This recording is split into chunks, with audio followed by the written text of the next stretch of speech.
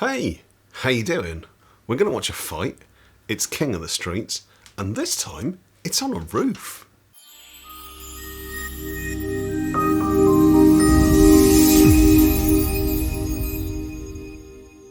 So this is a link that got sent to me. We've got Orange Dwarf versus Serkan. Don't know anything about either of these guys. Yeah, I guess the best thing to do is to just dive straight in and let's just have a chat about what we see. Okay, so we've got the same nice glitchy look. The marketing's good. It's still recognisably King of the Streets. It's all good. Okay, so we've got two guys. We've got Serkan from Turkey, who's a street fighter, 63 kilos, 172 centimetres, 26 years old. Okay, I think the beard and the head bandana scarf thing looks a bit odd, but you know, he's clearly in pretty good shape. On the other side we have Orange Dwarf.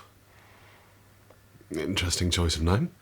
Cypriot Greek, 63 kilos, 167 centimetres, 20 years. Okay, so he's a bit younger. Not enough to make a significant difference, I wouldn't have thought. He is 5 centimetres shorter, but he's the same weight. You know, if I had to make a decision right now, looking at the two of them, my money's on Orange Dwarf because he's not wearing a silly headscarf. But I guess I could well be wrong. Normally I like to judge on ears if I'm going to judge on anything, and I can't really see, so let's go with Orange Dwarf. All very moody. I think it's quite interesting if you go back and watch that other King of the Streets fight that we watched. The guy, the tall guy who's just backed away, I assume he's one of the organisers, was wearing a scaphoid cast on, I think, his right hand. He's clearly broken the little bone at the base of your thumb, just there.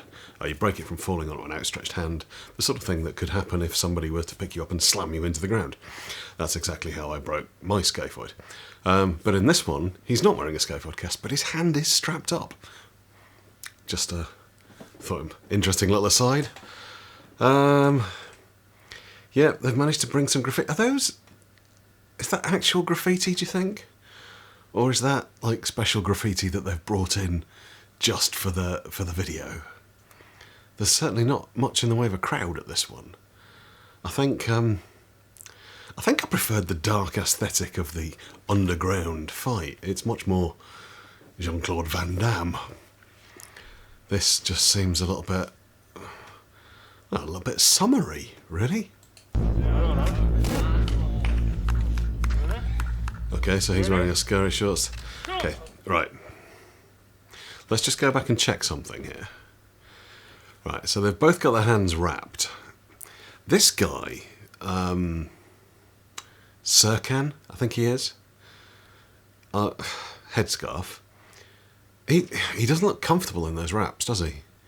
His hands look a bit awkward, and I wonder if maybe this is something a little bit new to him.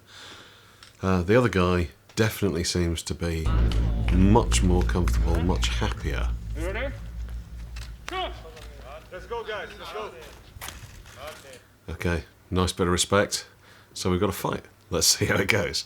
Money's still on Orange Dwarf. All right. Serkan's got a very low guard, and Orange Dwarf's got quite a high guard.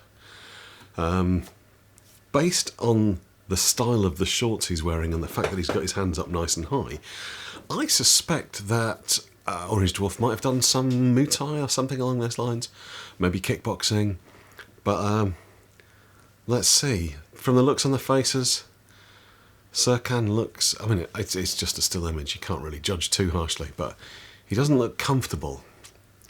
The other guy just looks determined. What was that? That was silly. So was that. Stop it. Oh, teep. Yeah, I don't know why I paused it. I don't really have anything to say other than, yeah, I still think I'm right.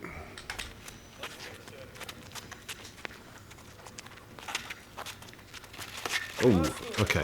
We're going to go back. I want you to watch the feet of Serkan as he goes around. he's clearly done something. He's clearly not a complete novice to this. But I'm not convinced he's had any significant training, because as he was moving around, he completely crossed his feet.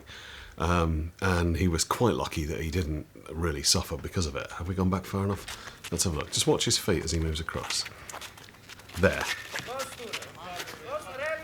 He just stepped across and, yeah, could have come a cropper there. Low kick, low kick. Yeah, I think Orange Dwarf knows he's got this now.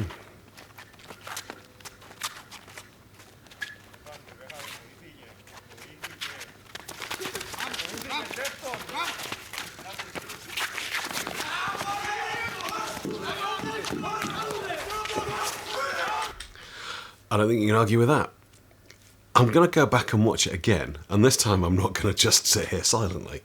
I think it's really very interesting, and I think I might have missed something.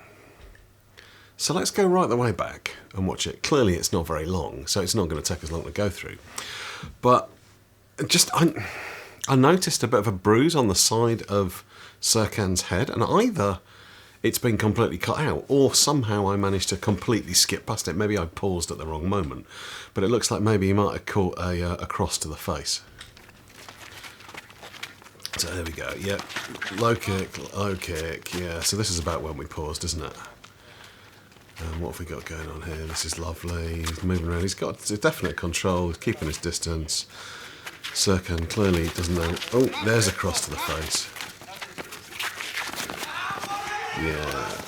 Oh. I think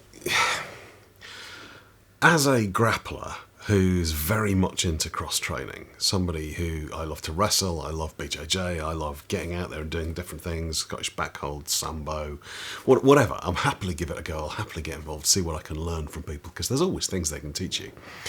The guys in Muay Thai tend to not have a particularly good reputation for grappling.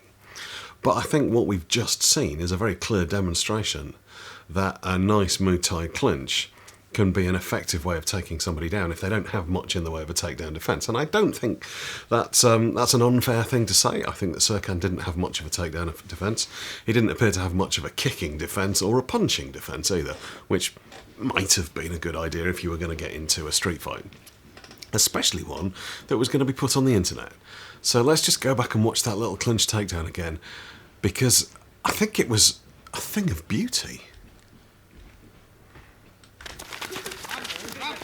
There you go, both hands around the neck, little turn around, it was almost a hip throw, wasn't it? But either way, he took him down, he got top position, he got his weight on top of him, and he just, yeah, punched him a lot. So, yeah, ooh, I suffered a little bit. I'm still not a fan of the fighting on a solid floor, whether it's concrete or stone or tarmac or whatever it is, whether it's a roof or a car park. I don't like that. But, do you know, I could grow to like this as a promotion. I do wonder if it's in any way licensed.